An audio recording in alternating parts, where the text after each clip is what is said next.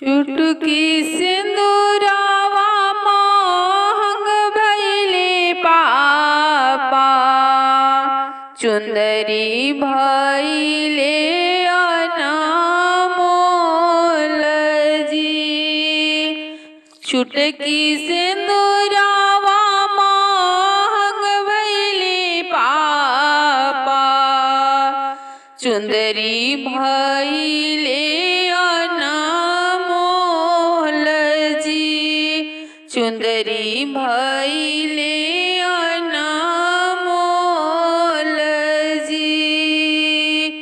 एही रे सिंदूरावा के कारण पापा, छूटता नई हर मोर जी। चुटकी सिंदूरावा के कारण पापा, छूटता नई हर मोर जी। के जे दिलायन धन सोनामा, के दिहले धेनु गाई जी। के दिहले धेनु गाई जी।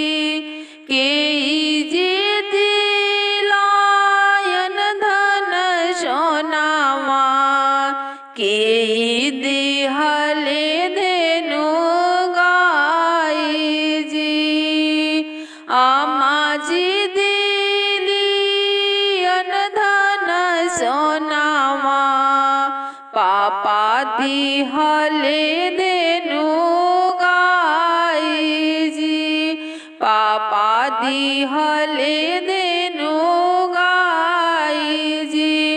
भौजी के काठ करे जी। भौजी की काठ करे जी।